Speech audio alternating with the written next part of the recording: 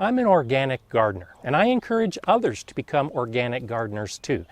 But I think often the lack of information or the misinformation keeps some gardeners from growing organically and may cause problems for some of the others who do.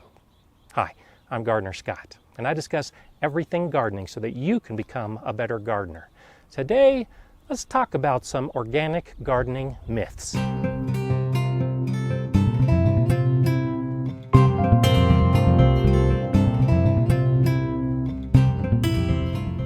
When I talk about organic gardening, I'm talking about a basic philosophy where I use nature to help me rather than using chemicals to act against nature. I'm trying to build an entire environment where everything is working together. That's organic gardening to me. The problem when we talk about organic gardening is every gardener has a different definition. There's really no agreed upon way to describe organic gardening. And that's why there can be so much information that runs counter to itself and other methods of gardening. Because organic gardening is more of a philosophy and a way of doing things, and is different than some of the other common methods out there, it leads us to myths like this first one. You need more fertilizer when you use organic gardening methods. And I think the idea comes from the prevailing attitude where we have chemical fertilizers that we can put on a plant right now and get results right now, because those nutrients are readily available to be soaked up by the roots and benefit the plant. Most of the organic fertilizers that you get are slow release. They take longer for their benefits to be seen and for those nutrients to be released. And so because it's more of a time release type of fertilizer, gardeners who don't have a lot of experience think it's not working, so I need to apply more. Well, that runs counter with the whole concept, the whole philosophy of organic gardening. We're trying to build a system. We're trying to create good, organic, nutrient-rich soil. And actually, if you have good soil, you don't need fertilizers at all. 5% of good organic material in a soil can provide all the nutrients that a plant needs.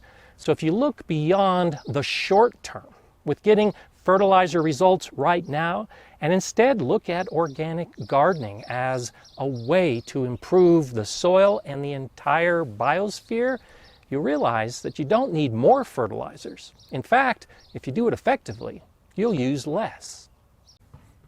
And the common use of chemicals leads us to myth number 2, and that's organic gardening is harder than the way we've often been taught how to do it. Because what we've been taught to do is take the easy way out. We see a bug on a plant, we spray it with some chemical and it kills the bug. The plant's not growing well, we douse it with some chemicals and now it grows well. We've got weeds, we spray some chemical on them and it kills the weeds. Yeah, that's easy, but it's not necessarily the best way to do it, especially for your garden, your environment, and your family. It does take a little more work to start getting established as an organic gardener. It takes time to improve the soil. It takes time to start attracting the beneficial insects. But after that initial effort, I think it's actually easier to be an organic gardener because nature all around me is doing some of the work that I had to do before using chemicals. As I said earlier, good soil leads to good plants. Zero chemicals there, zero effort. If I have a few bad insects that want to chew up my plants, no problem. I've got birds and beneficial insects to take care of those pests. I use a lot of mulch. It cuts down on the weeds dramatically. Almost no effort at all. So if you organic garden effectively, it really can cut down on your workload and save you some money because you're not buying all those chemicals. And so, because organic gardeners are beginning to shy away from chemicals, we're resorting to natural, homemade products, thinking that that's going to be a better way.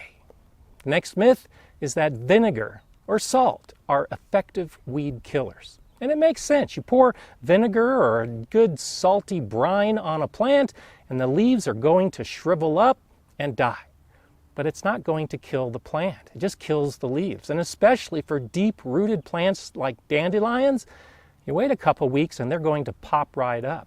You give another dose of vinegar and salt, the same thing will happen. It won't kill the plant. But what you're doing is running contrary to everything that's good about organic gardening.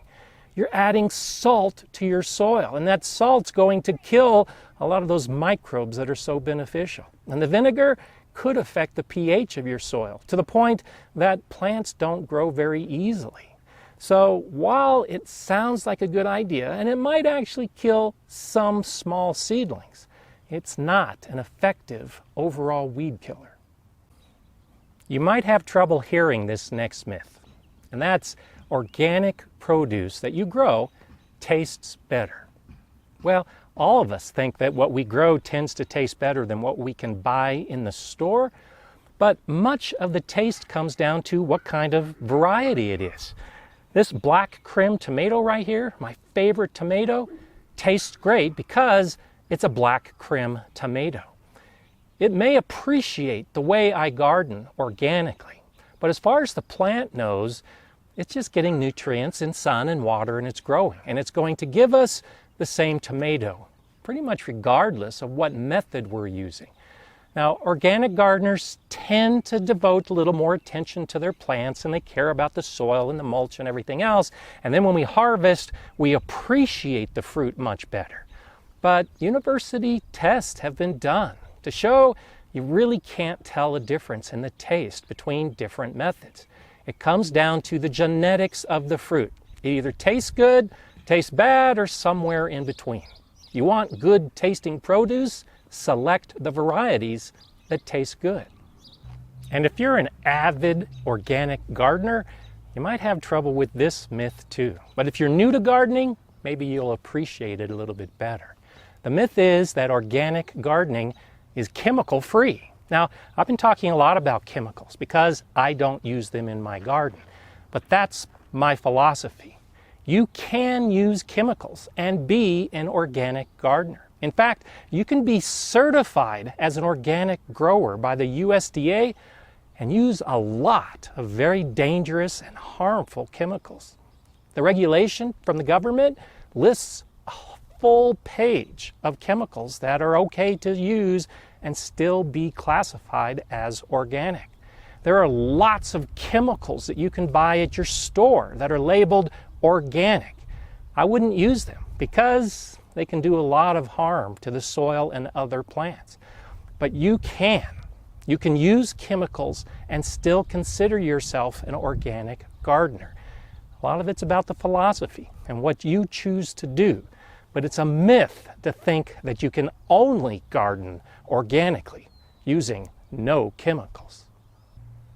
Another very common myth is that organic produce just doesn't have the same quality. And we do this to ourselves. We go to the store and we want pretty fruit and good-looking vegetables. And the large commercial growers spend a lot of time developing the right kind of varieties that can be trucked, shipped to a store, and still look great. And we're growing into a society that promotes looks over taste. So that when we go to the other section of our store, the organic section, yeah, we see some shriveled leaves, and we might see some holes, and it might not be pretty, and we've got to pay more for it. That just makes us think that we'll go back and pay less for something that looks pretty, even if we don't like the taste. In our garden, looks really don't matter. You're the only one that has to care about it. If I'm growing something like turnips and I have flea beetles that devastate the leaves, I'm okay with that because I just pull it out of the ground and I'm going to eat the root. I could still eat the leaves with holes in it, but I'm focused on the root part. That's what matters to me. If I'm growing tomatoes and they have a few blemishes, or maybe the skin is a little sunburned and it doesn't look pretty, it's still going to have that great flavor. That's why I'm growing it. So don't think that it has less quality. The nutrients are still there and the taste is still there based on the genetics of the varieties you choose. And as long as you're willing to lower your standards a little bit, as long as you don't think you have to grow beautiful looking produce, you're going to do just fine as an organic gardener. I get a lot of questions from gardeners who want to grow organically but feel that they're limited. They don't have the special training. They don't have the special certification. It's like they're looking for permission to be classified as an organic gardener. And that's a myth. You're the one that decides whether you're an organic gardener or not. You don't need a certificate on the wall, and you don't need any special training. Remember, it's a philosophy. It's a method. It's how you choose to garden. I think some of the confusion comes because we'll buy packets of seeds that will say certified organic. And this is where a lot of the questions come from, where gardeners ask me, if I save the seed from those plants that were certified organic, will they still be organic? Well, yes. Initially, they might have been certified by the government, but once you grow organically, you can not only call yourself an organic gardener, but you can call all the produce in your garden organic. Don't get so wrapped up on whether you have a specific title on a certificate.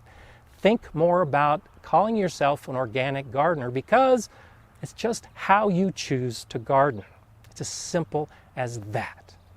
If you have any questions or comments, please let me know in the comments below. And if you're interested in becoming a better gardener, well, then click on one of these videos. I'm GardenerScott. Enjoy organic gardening.